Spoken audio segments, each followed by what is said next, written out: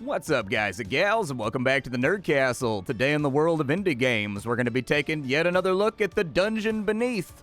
Why are we taking another look at the Dungeon Beneath? Well, that's because the Dungeon Beneath is probably the finest of all of the auto-battling roguelikes on Steam. There's a lot of them, and many of them are very low quality, some of them are mid-quality, some of them are very good. But I think that the Dungeon Beneath is one of those games that, like, it uses a ton of assets, and it's a game that uses art that was gained from asset packs and whatnot, but this game stands as proof that you can do something absolutely incredible alongside things like Keeper RL with just assets if you know what you're doing when it comes to game design. And so what is the Dungeon Beneath? The Dungeon Beneath is a game where you are an adventurer, a leader, really, that's going down into a dungeon, and you're trying to slay a god. Along the way, you're going to be picking up various units from various factions. They have different synergies, they have different interactions, they have different jobs, they have different stuff that they do, and being able to synergize those things and make sure that your team is pulling in the same direction is one of the major things that's going to make you successful in this title, and I think it's really fantastic. We are covering the game. Oh, really? Another lizard folk item, eh? Interesting. Well, he's got like the extra HP thing right there, but I don't think that he needs it. So I'll put that right there, and we'll give him the sword instead that'll make him, like, poisonous? I don't know. This guy is the odd man out for me right now. He's a lizard man, but the reason we're playing the game is because they added minotaurs to the game. A whole new faction has been added. The last time we played the game, which I think was sometime around November or December, they had just added, I think, an entire cadre of undead and necromancy units, and also heroes to go along with them. This time around, they've added druids, and they've added minotaurs, and they've added beasts like wolves and bears and stuff like that. And I, being a big fan of druids and kind of naturalistic, shamanistic magic, am here for it. I'm ready for this patch, so we're going to dive on in today. We're going to take a look at it. Hopefully you guys enjoy your stay. If you've already seen the game before and you're not interested, that's all right, but I did think that it deserved a checkup because the guy that makes this game is very hardworking. He's constantly putting out new content and things for the game, and I want to take a look at those things. On the day that this video goes live, there's a pretty solid chance that I'll stream it for 3 or 4 hours as well. All of the requisite links that you're going to need in order to participate in that fun are going to be down in the description. You can check that on out, both the link to Twitch and the link to this game if you wanted to get it. The developer, as far as I know, is going to continue to work on it and add more things to it. I don't know that 100%, but it seems like every 6 months he adds another hero and like a whole big old grip of units in this point. This is a very content-dense game that you can play for a very long time. Let's go ahead, and I want to upgrade my bear, dude. That's what I want to do the most. I got a bear over here, and I'm really excited about that. I've always thought it'd be a cool idea. Like, what if we took, like, black bears, right? And we, like, bred them to be, like, little until, like, you know, the domesticated black bear was kind of, like, the size of a bear cub. And then we just have, like, pet bears. Or we could just do like the Russians do and just have, like, a full-on, full-size pet bear. Damn the consequences, and if you die, you die. You know what I mean? There's also respect to be had, I think, from that angle. That's a pretty ballsy play. We don't really have anybody to recruit right here, but what I would really like to do is get rid of this archer. He is good, and he can fit into any composition because he gets attack power whenever something in the party dies. But basically, the numbers you need to pay attention to on any of these characters is you need to pay attention to their attack, which is the top number, and then the bottom is their HP. So you've got power and you've got health. And pretty much all the interactions in the game happen as a result of those two things. There are things that can trigger when your guys die. Other units can do like super Kamehameha waves. So there's almost like sacrificial builds where your front line is like intended to die and then the backliners buff up and get super strong in between there. There's lots and lots of different plays you make. So many, in fact, that were I to talk about them, we would never actually get around to playing the game. I'm going to refresh the fire a little bit here and see if we can bring out anybody that's beast-related. We're not having a lot of luck right now, though. I did get a druid. It's a human mage. After the first round, they summoned 2 doves. That would only be useful if we... So doves don't have any attack power. They just kind of soak hits. So if we had something in here that every single turn raised the power of summoned units by 1, the doves are an interesting play. And in fact, I have done builds like that that worked out okay-ish. Okay-ish. Wow, I just spent all my money. Oh, dude. Okay, so we have Ember Blood, which is a beast fighter. Bloodcast 2. That means if I click on him, he'll lose 2 health, but something awesome will happen. That may actively work out okay. So I can sell that guy right there. We put you in right there. Doesn't have the HP. So doesn't really have the HP that I'm looking for here. Can they attack from the back row right there? Also, why is he missing 1 HP? How odd. So anyways, when this guy gets smacked, he's going to heal the people that are on both sides of him. And so we want to kind of arrange this something like that right there. Or something like that right there. Because we want him getting hit. Because when he gets hit, he restores 2 HP to the guys alongside of him. But we don't want to block him with the bear. I'll give it some thought. There's definitely a configuration here that's going to work. I just got to figure out what it is with my stupid morning brain. All right, so we're up against a goblin guy. He summons a goblin archer at the end of every turn. He's also got a commanding orb, which has 5 HP. Definitely want to kill that off because it's making his goblins much more powerful than they need to be. I'll probably put the bear right there just to block hits so that this guy survives a little while longer. Then again, when he gets hit, he gains attack, so maybe we'll let him get hit once or twice, and we'll kind of like bait some hits to see if he can whack his way through the enemy after he gets a couple attack buffs. A little bit of damage right there, a little bit of damage right there, 2 arrows out there, 2 arrows out there. I double attack, so there goes a little bit more damage. The bear is up. All right, we'll bring this down here. He took 2 damage, so I could deal... Okay, we'll do that right there. We already used that, so we can't really go too much further. Let's send it.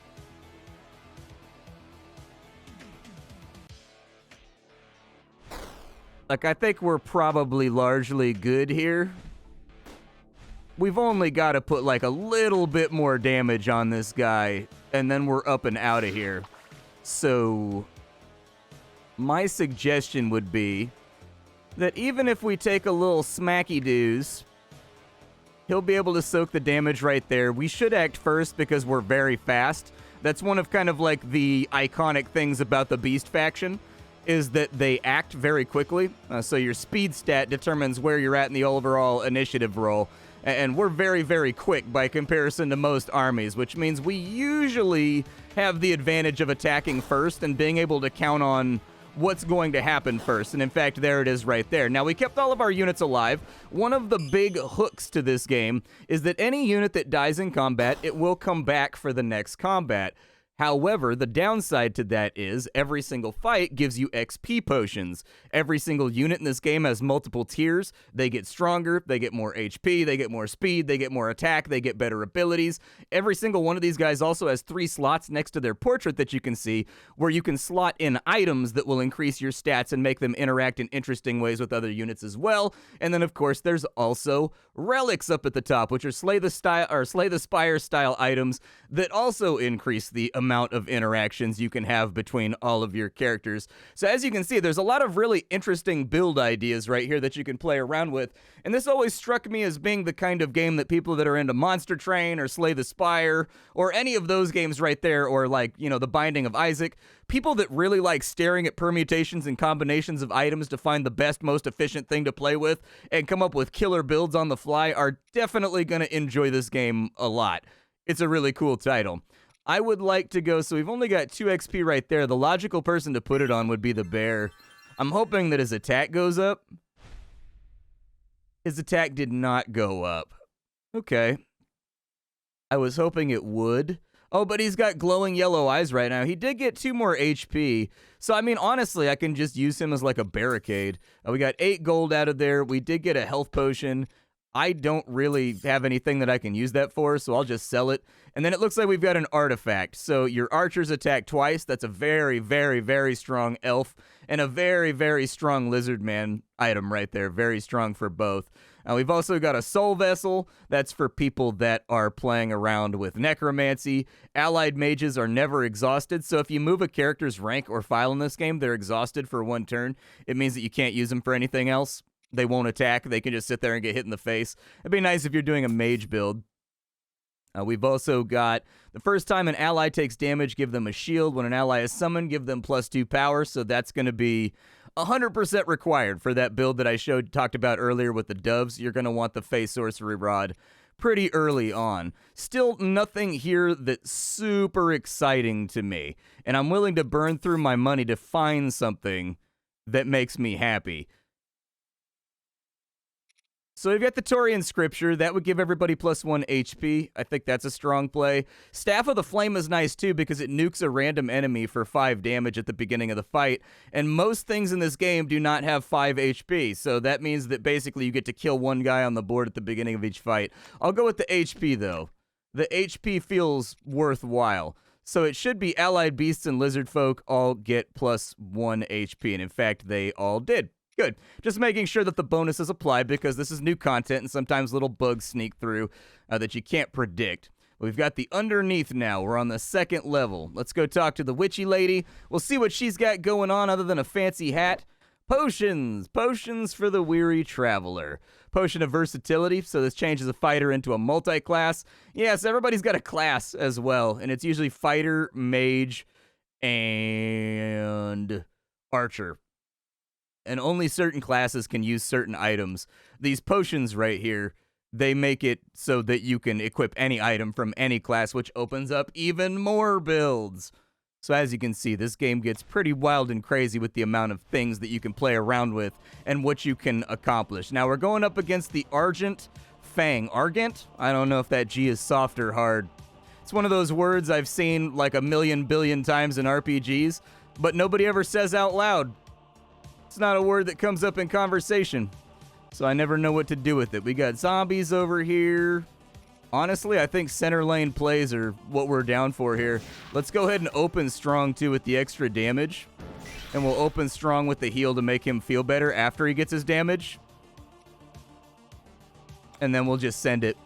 And then on the 2nd turn, we'll run his blood cast, which allows him to get a bunch of armor in exchange for his HP. Not a terrible opening turn, but it is going to take us some time to get through these guys, and the poison is going to get worse and worse as time goes along. So we should have some damaged units now. Tank is looking pretty good on that side. He's got Bloodcast 1. I would suggest that we heal who we can via adjacency here. Looks like we have many damaged allies, so we'll go ahead and run that to give him 4 armor. I suppose we just fire it off. We should break through on this round, I think. Like, we've got the pot down right there. I really wish the bear had 2 attack. I would like the bear a lot better if he had 2 attack. Alas, he does not have 2 attack. Anything that sneaks through the enemy's line is going to hit their hero. The entire point of the game is not to have your hero die. So we're in a very strong position right now, given our relative speed and the fact that we act much more quickly than the enemy does. There we go. Throw that on out. I think my character is a little bit slower, but we still got the interaction right there. Honestly, we've got a really strong center line breakthrough strategy just through sheer DPS right here. This is actually a very, very brute force team that kind of just mashes through the enemy's strategy via their absurd ability to tank and act first. We need a little bit to go around here, and I think more damage would definitely help. And I've got a feeling that Ember Blood over here is going to level up and get +1 attack. So I'm going to go for him real quick. We will take a look at the campfire over here and see if there's any new heroes that we like. We do have a Beast Mage, so it looks like for Bloodcast, he can revive an allied beast. Wow. That's definitely tempting. I don't know who I would swap out for him. I mean, the only thing we really could swap out is this guy right here. And since he's level 2, I think we might as well, just to see what happens. He lacks the tank that a lot of our other characters have, so our bottom lane is definitely a little bit softer now. And unlike our bottom lane could basically hold... we got a Mimic. Our bottom lane could basically hold forever with our previous configuration. But we do have a lot more bottom lane DPS now, and if this guy survives... Oh, it wasn't taking into account our 2 artifacts either. Now he has 7 HP. Good. I'm happy with this build. Never mind. All of my complaints, I am no longer complaining about them. There's a treasure chest up there, and if we can beat our way through it, we can get some sweet treasure. So I'll probably move him to right there so that we can work on the treasure chest a little bit. Yeah, do that. I'm going to get a little bit greedy here because I do want some treasure. As with many of these little roguelike games, your success is usually contingent on the amount of relics that you can prioritize along with the synergies that you have with your class. Wow, 4 damage right there. That's wild and crazy. Okay, with the 4 damage going on out, we should be able to kill right there. He's got 2 HP missing. Let's go ahead and bloodcast right there just to keep ourselves up a little while longer and guarantee that this guy survives the turn.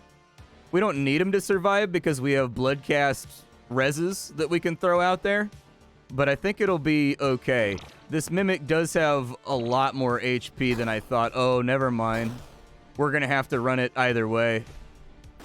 Yeah, because, okay, I see what happened here. The poison ticked right after its application. Okay, so we're going to need to bring him back. There it is. We're going to need to cast and get some HP going. And we should be in the wide openy open right now to just completely and totally feed this guy hands, rated E for everybody. So let's go ahead and give it to him. This should be just a pure DPS turn. He has no blockers. He has no nothing left. Our first couple turns were fairly efficient in the way that we went after the enemy. And so I'm kind of happy with what we have going right now. I am going to need to move some people on this turn. Let's go ahead and move the bear up to block right there, because he's already level 2, and we're trying to focus on getting Ember Blood up to level 2. We'll go ahead and run a heal right there, too, even though it doesn't matter, because I was hoping both heals would land on him, but such is life. A little bit more damage out, little bit more damage out. Honestly, if I could get poison on my hero's weapon, that'd be really nice, too. We got 4 damage going out to right there. Let's move you to there. Keep him blocking. Keep the HP going on up. We've got room for another res now, which is really good. But we should have the... I think we should have the kill clinched right here, if my arithmetic is correct. Let's see what the bounty looked like. We did the enemy hero. We got the treasure chest open, so... Or did I break the treasure chest? I might have broke the treasure chest. We may have needed to have left it alive. Died this battle. Oh, it won't let me give it to him because he died even though I rezzed him. Gotcha. Well, then I'm going to pour it all into my caster over here. We also have a guy who sells items on this side, so we'll go ahead and take a look over here and see what he's got. We definitely don't have that much equipment, unlike anybody, so getting more equipment would be a really good idea. We've got some speed. We've got some little things here. I think by far the biggest, most appealing thing is probably the chainmail, but it only goes on humans, so it's not going to help us that much. We could also go armored gloves that would give 1 HP to him, and then he would also get armor on the first turn, which would make him pretty resilient. We can also re-roll the shop and hope that we pick something else up. Since nothing exactly fits what I'm looking for right now, I'm okay with kind of like letting it go. Now, that right there, mage only, +1 power at the end of the round. I need more gold. Do I have anything I can sell?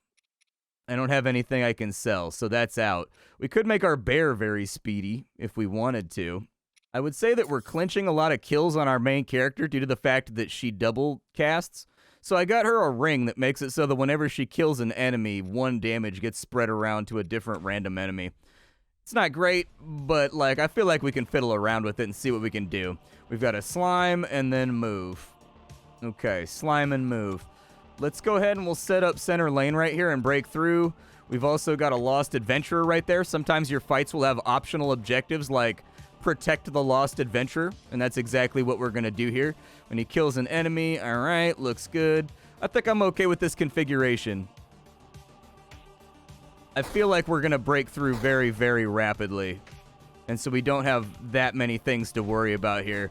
Like, they do have really inflated health pools, and they do deal a decent amount of damage, but I think we're in solid shape. There's that slime that they were talking about summoning.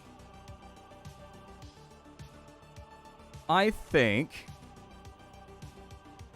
that pot needs to go down. 3 damage to there, leaves him at 4. I think we're still in okay shape. We don't win the DPS race right here, though. which is going to be a bit of a bummer. So we're going to swap those two's positions for now. We're going to lose out on a little bit of DPS, but I think that moving the units around is going to be fine. We just kind of got to like reconfigure things for a second. Now we're going to kick things into full blast. We're going to start casting, getting things arranged. We've got a little bit more DPS going out right there, although I personally feel like this is probably a fight. You're poisoned, eh? +1 attack would be nice, because you could one-shot that guy. We already cast it there. That's okay, though. I just wanted the one-shot right there. Okay, damage out. Bearski is down on the next turn, which is kind of a bummer.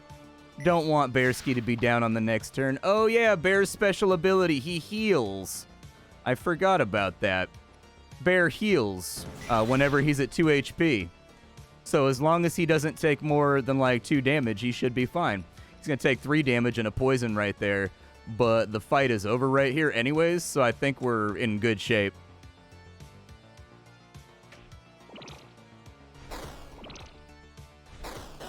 There we go. Like I said, good shape. We managed to sneak off a kill. But this is one of those games that I think is utterly fantastic. If you like this sort of game, this is like the creme de la creme of these sorts of games.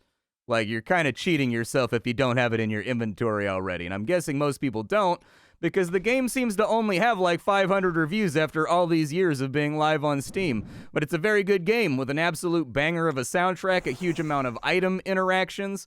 What's that going to do for me? We've got a God's Bargain. So next hero, or next fight, the enemy hero has +1 attack, but will gain 4 gold. Next battle, random enemy begins with a shield. Next battle, enemy hero has +3 health. We'll go ahead and take that one right there. I like 3 money. No kids and 3 money. Let's see here. Summon 2 wandering orbs.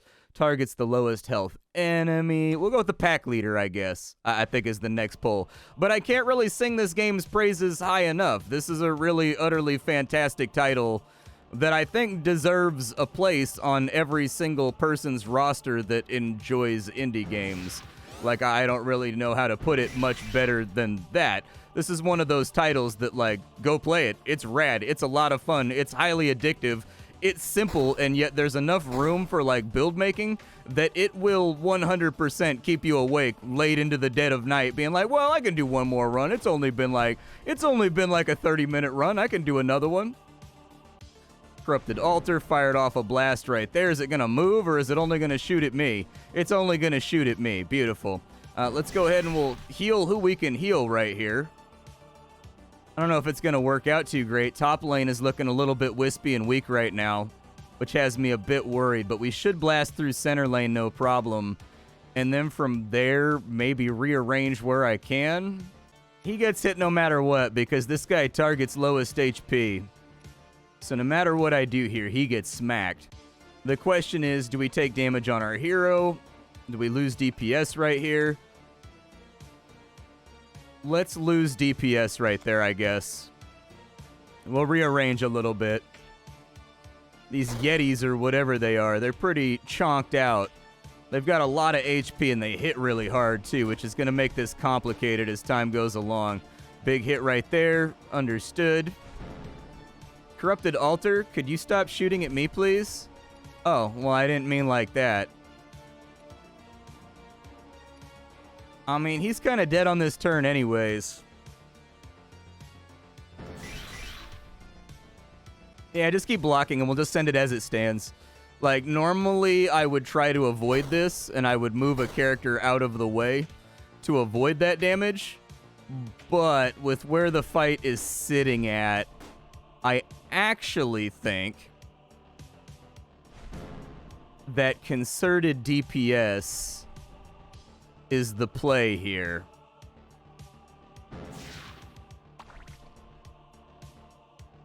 That's just my opinion.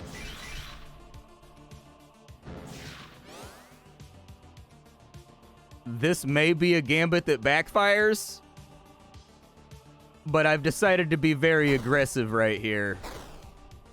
because what other option do I have? And the aggression actually paid off right there, dude. That's why passive aggression doesn't work sometimes. Sometimes you gotta go for active aggression out here. We got our 3 gold. We survived effectively a death room. And we survived it with pretty much everybody intact and 1 person ready for a level up. So this mage going up to level 3, I think should be a pretty big come up. I do love the way that their appearance changes when they level up. That's a great detail. Making use of assets very well right there. In fact, I think this is the same asset pack that's used by Keeper RL, if I remember correctly. We'll go ahead and rearrange for strong bottom row again and see what we can do. But that 3 DPS right there, or that 3 DPT, is going to be tough for the enemy to deal with. Now we just got to keep all Ember alive up here long enough that we can level him up too.